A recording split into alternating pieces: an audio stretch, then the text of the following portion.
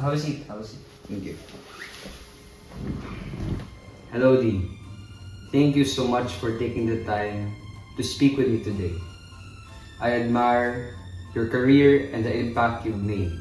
This interview is a part of a project where I explore the career path of someone I look up to. Let's start, shall we? To start, could you please tell me a bit about yourself? What is your full name? I am Jobert Lopez Anchola. How old are you? I am 41 years of age.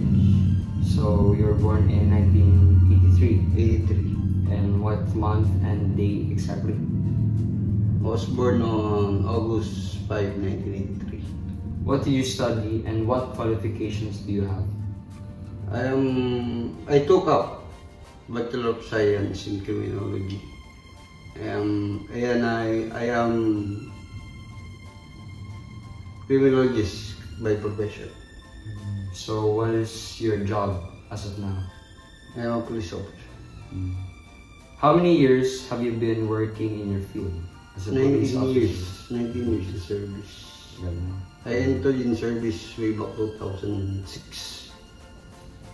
Now, I'd like to learn more about your personal values and the challenges you faced in your journey. What aspect or what inspired you to pursue this career in the first place? I pursued this career as a police officer. It makes me inspired to serve to our country, and it is my passion, and to become a policeman. Then I want to be an inspiration to others, A model. a role model to others. Have there been any major obstacles during your career?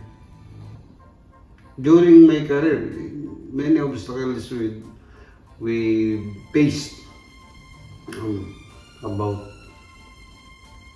terrain. We responded.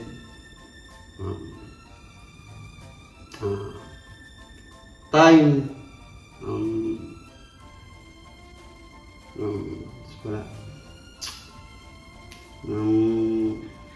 Situation, yung mga critical situations, pag mag-responde.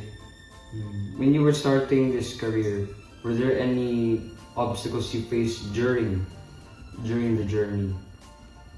When you were in college? When I was studying,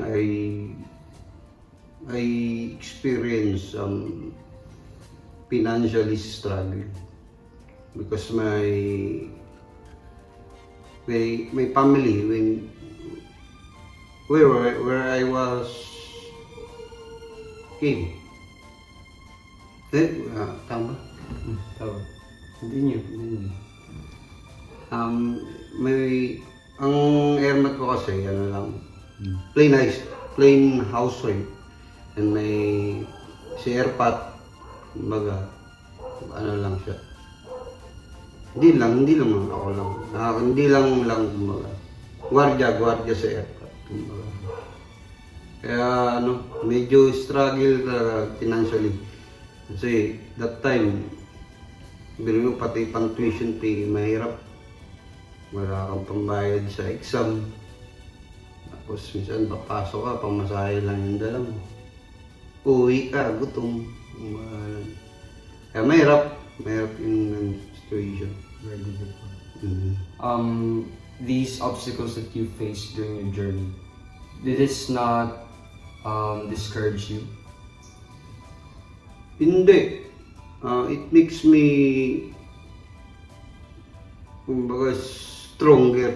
Lalo kong naging eager para i-achieve yung goals ko. Hindi ako huminto, kumbaga.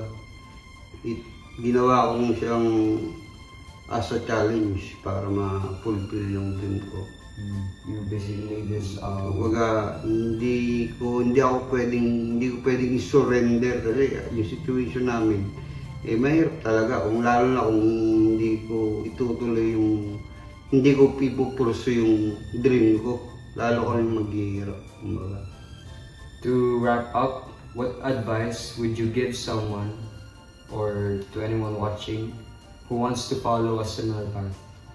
Siguro to those aspirant mga police officers, mga kabataan na gustong maging police, yung mga challenges na mga naharap nyo ngayon, ano nyo lang, namnamin nyo, kumbaga. It makes you stronger, kumbaga. It makes you tough. Para pag naging police na talaga kayo,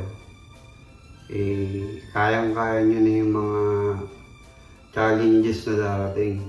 Not emotionally, kasama dyan yung physical, yung intellectual nyo, matitest dyan kasi sobrang may mga kaso kayo ng mga harapin. So, with God's will, kumbaga, yun yung ginagawa, nire-ready lang kayo ng Panginoon, kumbaga, kung kaya kayo nandyan ngayon sa ganyang situation. Kaya, dasal lang, kaya niyo. So you've heard him from PSMS, Jobert Lopez Anchola, that obstacles and challenges should not be the end of your journey. This should act as a stepping stone to further increase your progress. Thank you, sir. Thank you, Deep. Yeah.